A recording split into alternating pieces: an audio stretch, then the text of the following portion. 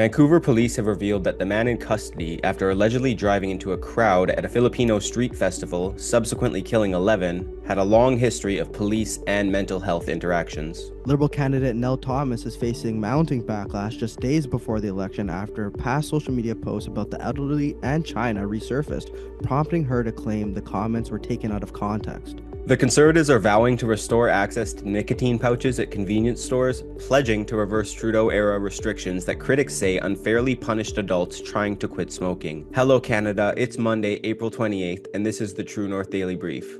I'm Isaac Lamoureux. And I'm Noah Jarvis. We've got you covered with all the news you need to know. Let's discuss the top stories of the day and the True North exclusives you won't hear anywhere else. The Vancouver Police Department has confirmed 11 fatalities and numerous injuries after a driver, well known to police, killed multiple people after driving his car into a crowd at a Filipino-themed street festival on Friday evening. The tragic incident occurred shortly after 8 p.m. at the Lapu-Lapu Day Festival in South Vancouver, an event celebrating Filipino heritage and culture. Interim Police Chief Steve Rye reported Saturday morning that 11 people were killed, with many more injured. The VPD reported on Saturday evening, quote, "A number of people have been killed and multiple others are injured after a driver drove into a crowd at a street festival at East 41st Avenue and Fraser shortly after 8 p.m. tonight. The driver is in custody." Authorities later confirmed in a press conference on Sunday that the suspect, a 30-year-old Vancouver man, has an extensive history of interactions with both police and mental health services in the city. Rye said, quote, "I can tell you that the person we have in custody does have a significant history of interactions with police and healthcare professionals related to mental health. We have some knowledge of interactions. It would be unfair and inappropriate to the investigation and to a proper conclusion for the investigation if I taint it with any details right now." Police have not yet publicly named the suspect, who remains in custody as the investigation continues. No charges have been laid at this time. Videos circulating on social media captured the chaotic aftermath, showing victims and debris scattered across the road, while first responders frantically worked to assist the injured. Authorities are urging anyone with footage or information about the incident to come forward as they continue piecing together the tragic events. So, Noah, we just heard some terrible news there. Is this a wake-up call for policing and public safety in Canada? Absolutely. And if this is not a wake up call for public safety, I don't know what could be. This is a terribly, terribly tragic incident. On social media, there's a video circulating of the aftermath of what had happened in at this festival, and it is absolutely awful. Some of the most horrifying footage I have ever seen. It's really the most horrifying, tragic footage I've ever seen since some of the footage from October 7th released, and it was almost eerily similar. This is not a terrorist attack from what we know so far, but at the end of the day, you couldn't really tell the difference from the images that you've seen from the scene. 11 people dying and far more people being injured is absolutely tragic, and my hearts, and I'm pretty sure everyone at True North's hearts, goes out to the victims of this crime. It really just goes to show that the public safety and public health system that Canada has been, just okay with over the past 10 years needs to change. If these offenders could have been arrested or given the proper treatment that they required in order to avoid these events, we wouldn't be having this conversation right now. If this person was put behind bars, if this person was known by the police, put behind bars for crimes that he has may or may not have committed, or just put in a certain institution, a mental health institution, where they can receive the treatment that they need without being a risk to the public safety, that would have helped to avoid such an incident. Now, I'm not saying that all mass casualty incidents can be avoided. It's unrealistic to try to eliminate all of these, but when they are avoidable, we have to take action. And when they do happen, we have to see how we can avoid future incidents like this. It's an absolutely tragic incident. My heart goes out, as I said, to the people of Vancouver and the victims and the families. Absolutely awful. And I hope that our Canada's political class does not try to politicize such an event. I know that Liberal leader Mark Carney had canceled a campaign event that he was supposed to take earlier today, and he had instead done a press conference to talk about the mass casualty incident. I think that canceling your political events to talk about it, or at the very least, not trying to politicize the event and say that your opposing political party is directly responsible for such an incident, I think is healthy for the political culture. But at the same time, there needs to be a culture of accountability, accountability for governments that have failed to implement policies that would put criminals behind bars. And, regardless of what had gone on in this man's life prior to, this person needs to be put behind bars for the rest of their lives. And if that is not the case, if this person does not go to prison behind bars for the rest of their life, as we have seen with multiple repeat offenders who have been granted release by lenient courts, if this does not happen, it should create mass public outrage because it would be absolutely ridiculous for this person to see the light of day and freedom after doing such a heinous act.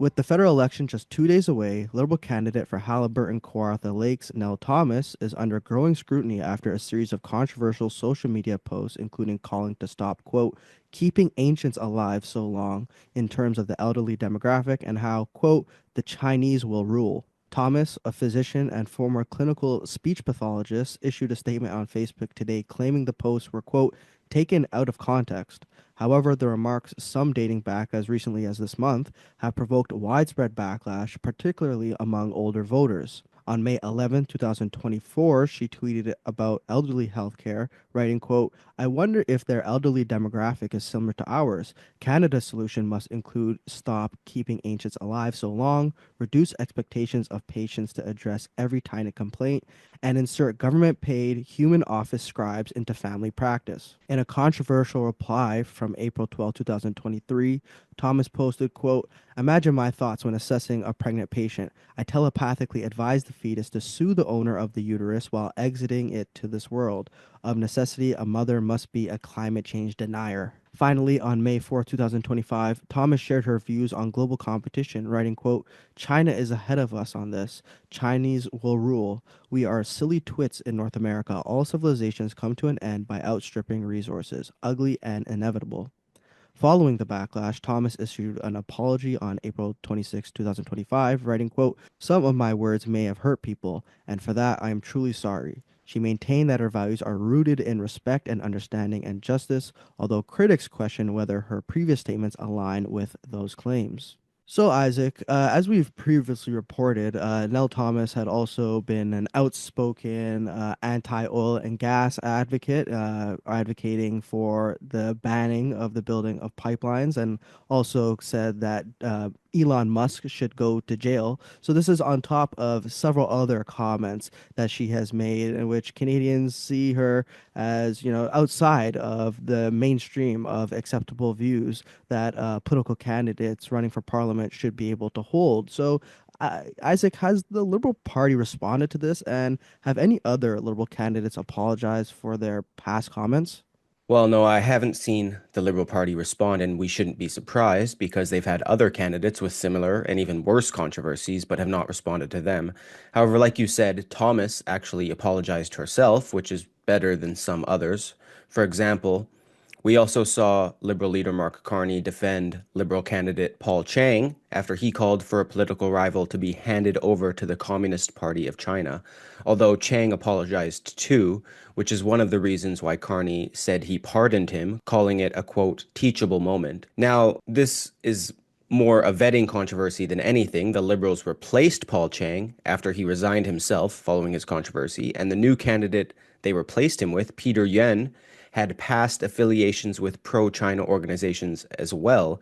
In fact, there were many past affiliations, one of which was Yen singing a patriotic Chinese communist anthem and also being a board member of a private school flagged in Canada's recent foreign interference inquiry. So it is concerning that the Liberals couldn't find a candidate without deep Chinese ties. We remember that Conservative leader Pierre Poilievre previously said that China was, quote, actively interfering in Carney's leadership campaign and helping him in the general election. Carney also previously called the Beijing regime, quote, ambitious with many strengths. The controversy surrounding Carney and his ties to China follows a similar scandal with former Prime Minister Justin Trudeau. Carney also recently came under fire for securing a $250 million loan from a Chinese state-owned bank. The controversy surrounding Carney and his ties to China follows a similar scandal with former Prime Minister Justin Trudeau. And Poilievre said that Trudeau meant what he said when he claimed to admire the Chinese communist dictatorship, proven by him violating the charter, breaking the law, seizing bank accounts, and censoring the internet.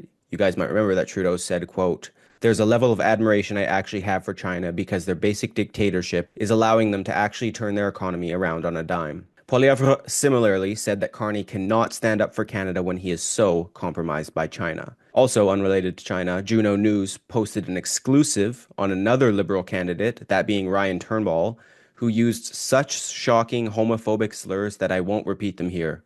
Despite this unbelievable story, he remains a candidate. Conservatives are promising to give adults back the freedoms to make their own choices when it comes to quitting smoking. According to the Western Standard, the Conservatives pledged that if elected, Canadians would soon be able to buy nicotine pouches once again, an effective smoking cessation tool at convenience stores and gas stations, reversing the Trudeau government's restrictive policies.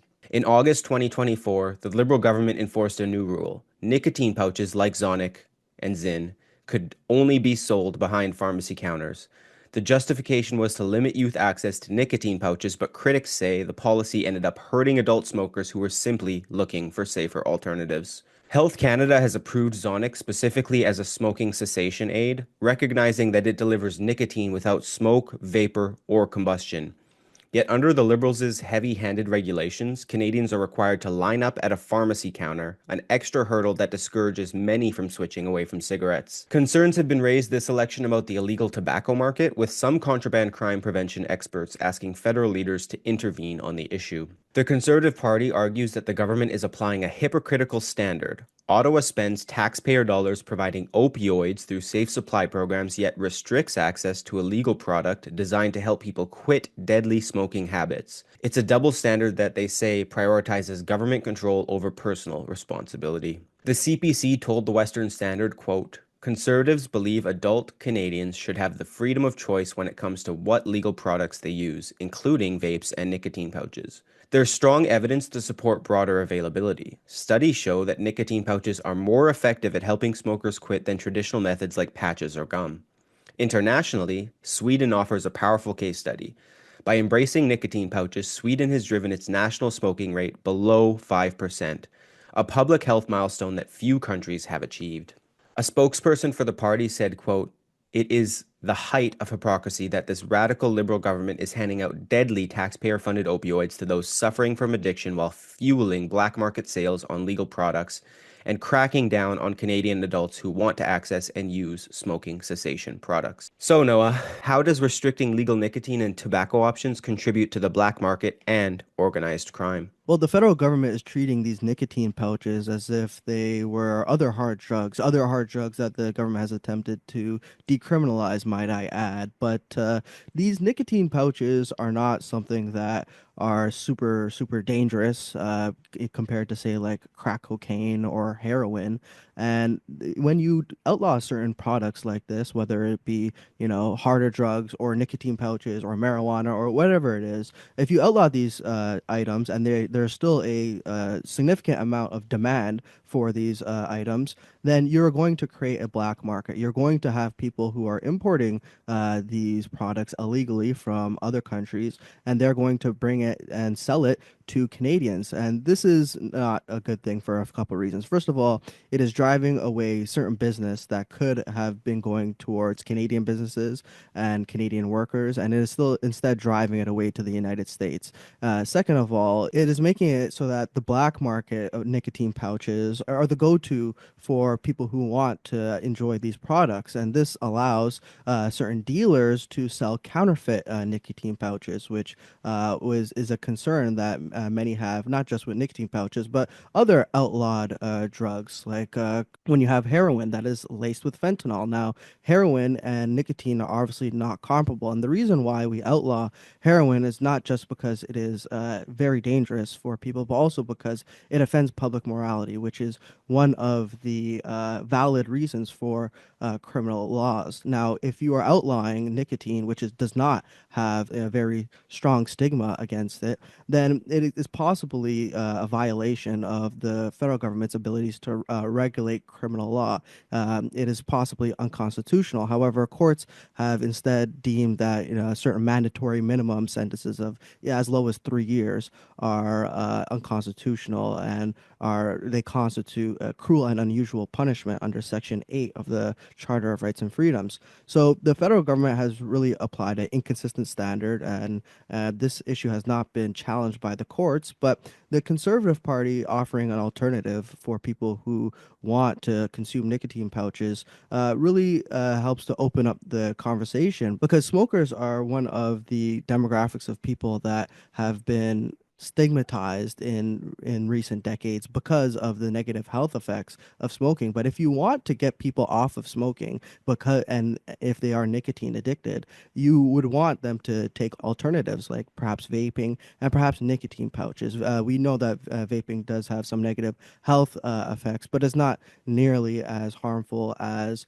say, smoking a pack of cigarettes a day, and nor are nicotine pouches. And if you are not able to do a significant research on the effects of nicotine pouches, you won't be able to prescribe to people nicotine pouches in lieu of cigarettes, and you won't be able to accurately advise people of the negative health effects of nicotine pouches for those who are non-nicotine users looking to consume nicotine products. So I think the federal government's approach is flawed, and the Conservative Party really is trying to offer an alternative for nicotine users. And the way that the federal government has gone about dealing with addictions, when it comes to especially crack cocaine, heroin, other hard drugs, has been the opposite with how they've been dealing with nicotine. So, for those who do enjoy nicotine pouches, there is a party that is advocating for those products to be legalized. It remains to be seen whether or not a Carney government will follow through